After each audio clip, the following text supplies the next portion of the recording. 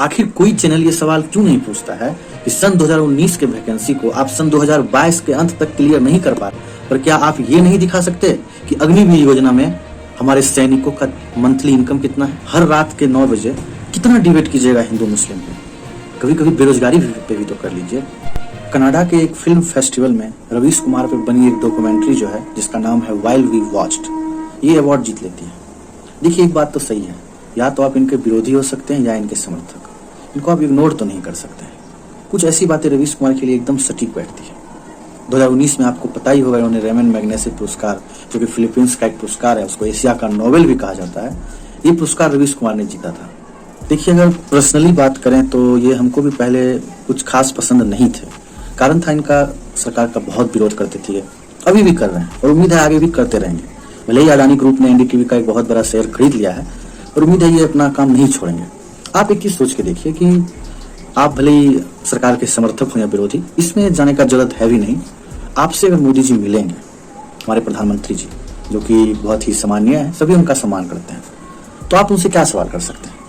क्या आप उनसे ये सवाल कीजिएगा कि आप आम कैसे खाते हैं, या फिर आप ये सवाल उनसे कीजिएगा कि सन 2019 में जो एक ग्रुप डी का आपका फॉर्म आया था चुनाव के टाइम में, 2024 का चुनाव आने वाला है और आपका वो वैकेंसी क्लियर नहीं हुआ है, क्या ये जेन्युइन सवाल नहीं है? आरआरबी एनटीपीसी जिसका फॉर्म 2019 में आया था चुनाव के समय में, आज तक उसका भी कोई भी वैकेंसी क्लियर नहीं हुआ है।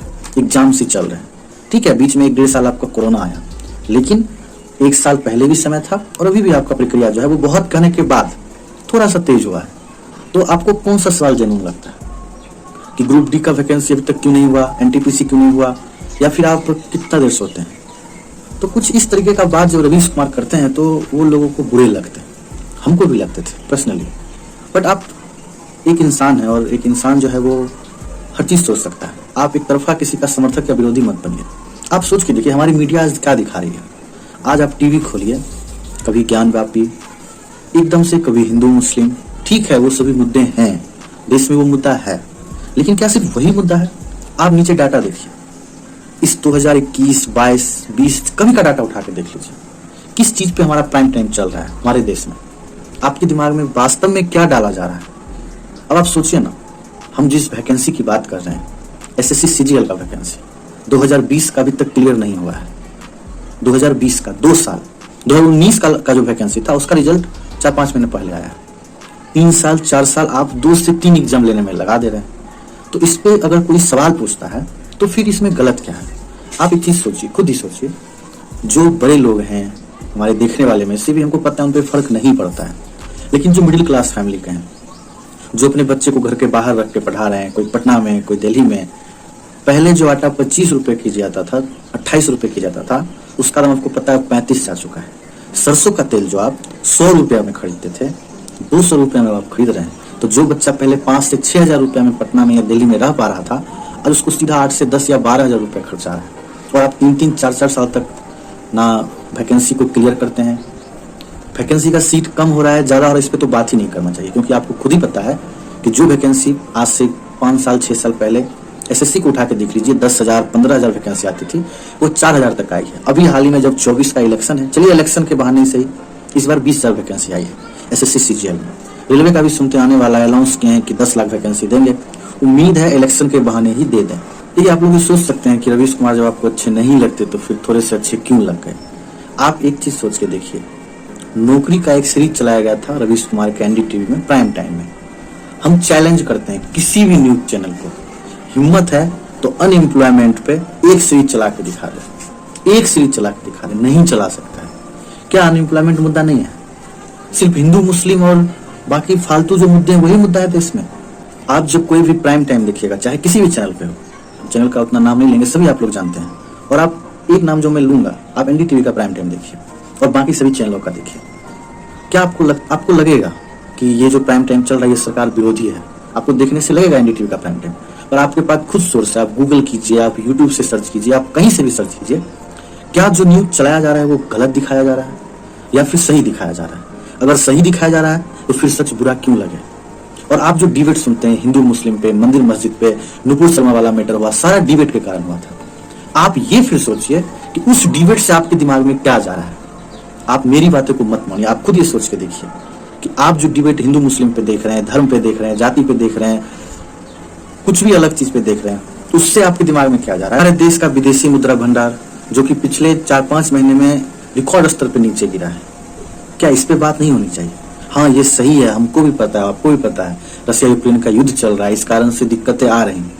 लेकिन जब यही विदेशी मुद्रा भंडार रिकॉर्ड स्तर पे बढ़ रहा था, पूरा न्यूज में छाया हुआ था बात। जब गिर रहा है तो कोई न्यूज क्यों नहीं दिखा रहा है?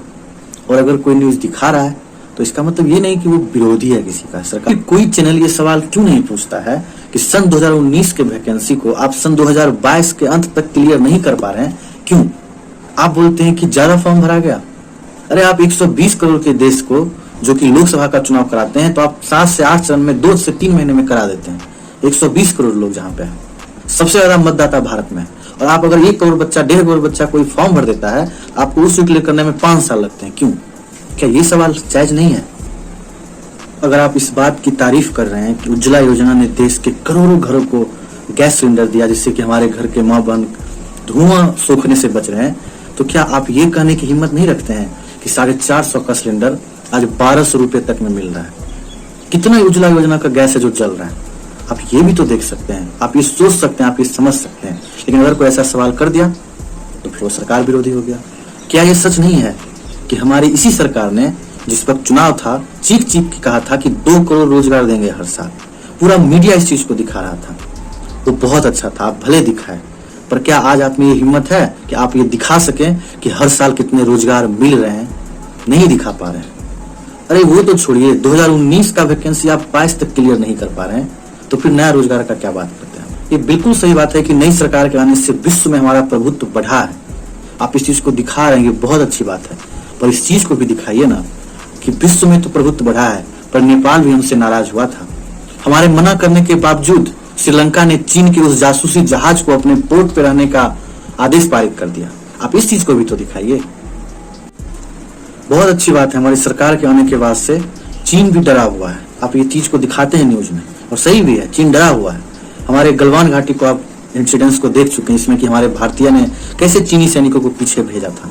और आप ये भी तो दिखाइए ना कि नई सरकार के आने के बाद ही चाइना और भारत का जो ट्रेड है वो भी टॉप पे है। आप ये दिखाते हैं कि चाइनीज आइटम का बहिष्कार कीजिए, आप विरोध कीजिए, बढ़ चढ़ के दिखाते हैं न्यूज चैनल्स। तो वही न्यूज चैनल्स ये क्यों नहीं दिखाते हैं कि हमारी नई सरकार ने सबसे ज्यादा व्यापार चीन के साथ ही किया है? 370 का हटना हमारे देश में एक ऐतिहासिक बदलाव था। आप इस चीज को नकार नहीं सकते हैं, और ये संभव तभी हुआ जब ये नई सरकार आई, तो हमें किसी में हिम्मत नहीं था इस चीज को छूने का। आप इस चीज को दिखाइए, आज तक दिखा रहे हैं, पर आप ये भी तो दिखाइए ना कि अभी भी कश्मीर में बिहारी, बंगाली, बाहरी जितने भी जा रहे हैं, जितने भी वहां वर्कर्स रहते हैं, उनको चुन चुन के गोली मारा जा रहा है। फिर क्या बदलाव हुआ है? आप इस चीज को भी दिखाइए। सही है कि कोरोना महामारी के बारे में किसी ने सोचा नहीं था, अचानक से आया। हमारी सरकार ने और हम लोगों ने मिलकर इसका अच्छे से मुकाबला किया। अब बहुत अच्छे से इस चीज को बता रहे हैं कि सरकार ने इतना अच्छा काम किया, इतना अच्छे से लड़ा कोरोना से। पर यह भी तो बताइए ना साथ साथ कि गंगा किनारे कितनी लाशें बिछी हुई थी। ये भी तो बताइए कि कितने लोग ऑक्सीजन की कमी से मरे हैं। विडंबना तो देखिए कि सांसद में इस बात को बोला गया कि ऑक्सीजन की कमी से एक भी मौत नहीं हुई है। क्या सेंस बनता है इस चीज का? क्या आपको ऐसा लगता है कि ऑक्सीजन कमी से एक भी मौत नहीं हुई है? आप ही सोच के बताइए इस चीज को। तो दिखाना है तो दोनों पहलू को दिखाइए। हर रात के 9 बजे कितना डिबेट कीजिएगा हिंदू मुस्लिम पे? कभी कभी बेरोजगारी पे भी तो कर लीजिए। क्या वो देश की समस्या नहीं है? हमारे यहाँ एक बात बहुत फेमस है कि अगर आपको सरकार की तारीफ को देखना है, सरकार क्या अच्छा कर रही है, तो आप हमारे कुछ जाने माने एंकर सुधीर जी, अंजना जी को देखिए। और आपको ये जानना है कि सरकार क्या गलत कर रही है, तो फिर आप रवीश जी को देखिए। तो ठीक है, दोनों अपने अपनी जगह पे सही हैं। एक सरकार की बड़ाई कर रहे हैं, एक सरकार की बुराई कर रहे हैं। पर क्या ऐसा नहीं हो सकता कि वो लोग पत्रकार है ना, तारीफ भी हो, बुराई भी हो, जो सच है वो बताया जाए, ना कि अपना परसेप्शन बनाया जाए।